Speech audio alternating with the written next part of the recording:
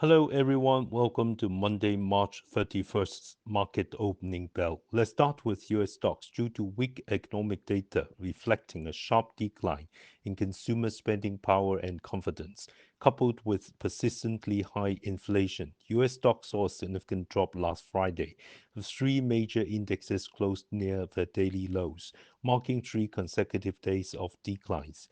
The Dow Jones Industrial Average fell 715 points or 1.7% to 41,583. For the week, the Dow was down 0.96%.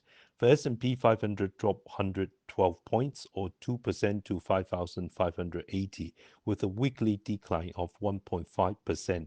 The Nasdaq fell 481 points or 2.7% to 17,322, down 2.6% for the week.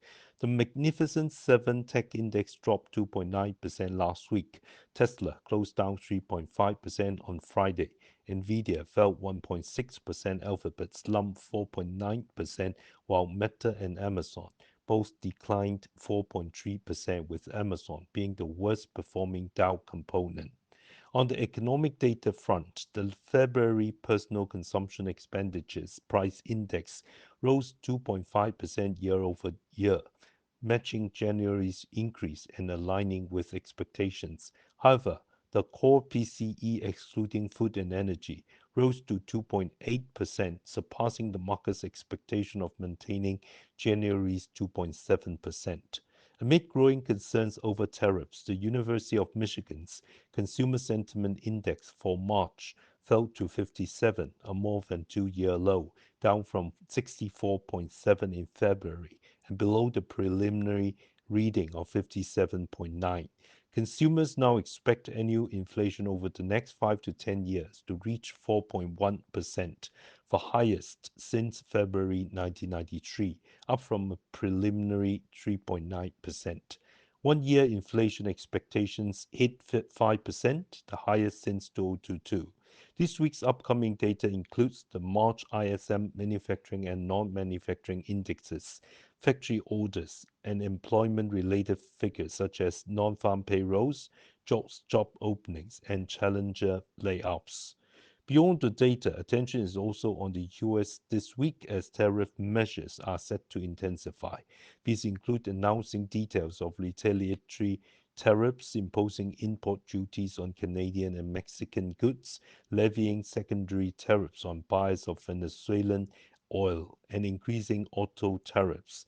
However, President Trump reportedly feels this isn't enough, urging his senior advisors to take more decisive actions regarding the tariff policy as part of an effort to transform the U.S. economy. Turning to Hong Kong stocks, the Hang Seng Index has declined for three consecutive weeks. Last Friday, it hit the low of 23,254 and closed at 23,427, down 263 points or 1.1% from the previous week. The H-share index and Hang Seng Tech Index fell 1.5% and 2.4% week over week, respectively. Mainland Chinese markets saw mild declines, with the Shanghai Composite down 0.4% and the Shenzhen Component Index down 0.7% for the week. The Nasdaq Golden Dragon Index tracking US listed Chinese stocks dropped 3.1% on Friday. Under the shadow of tariffs, Hong Kong stocks may face further pressure this week. Technical analysis, the Hang Seng Index has fallen below its 10-day and 20-day moving averages. The 9-day relative strength index has dropped below the 50 neutral point to a bearish position of 45, indicating weakness. If it breaches the short-term support level of 23,200, it could fill the upward gap on March 5th and even test the 23,000 support level. This upward gap spans 40 points between 23,051 and 23,091. Hong Kong market news. Bank of China, China Construction Bank, Bank of Communications, and Postal Savings Bank of China announced on the Shanghai Stock Exchange that plans to issue A shares to the Ministry of Finance and others, raising up to 520 billion yuan to bolster core T1 capital. We believe that amid rising global economic uncertainty and persistent domestic economic pressures, strengthening bank capital will enhance the risk resilience and help avoid systemic risks. At the same time, this move supports the banking system while injecting liquidity into the broader economy. Market impact.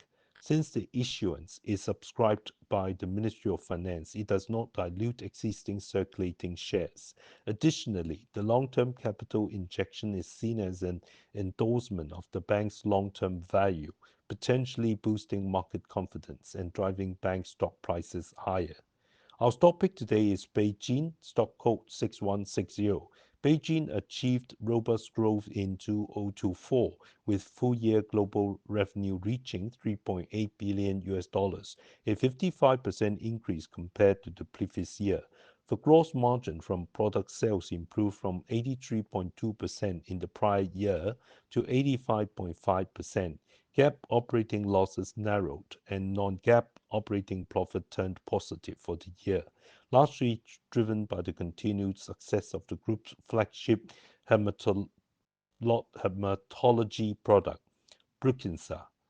Brukinsa generated global revenue of 2.6 billion US dollars last year, reflecting a significant year-over-year increase of 104.9%. Currently, Brukinsa holds a dominant position in the US for treating newly diagnosed patients with chronic lymphocytic leukemia and boasts the broadest range of indications among all BTK inhibitors. For solid tumors, BeiGene's portfolio is led by its anti-PD-1 monoclonal antibody, Tecvibra. This product has already been approved in the US, EU, China, and other countries and regions.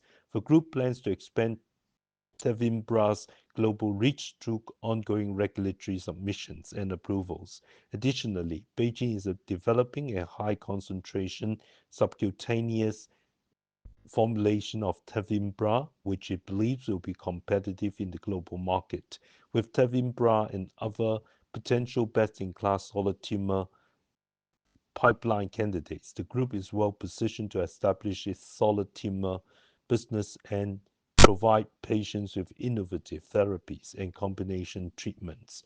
Looking ahead, BeiGene aims to leverage its research platforms, including multi-specific antibodies, protein degraders, and antibody drug conjugates to accelerate its future development in treatment areas such as breast cancer, lung cancer, and gastrointestinal cancers.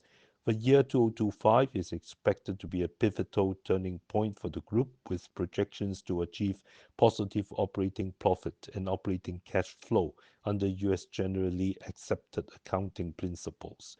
Concurrently, the company plans to adopt a new English name, B1, and has already activated a new stock ticker, ONC, on Nasdaq. Recommendation: buy at 159 Hong Kong dollars, target price $174, stop loss at 150. I do not personally hold the above mentioned stock.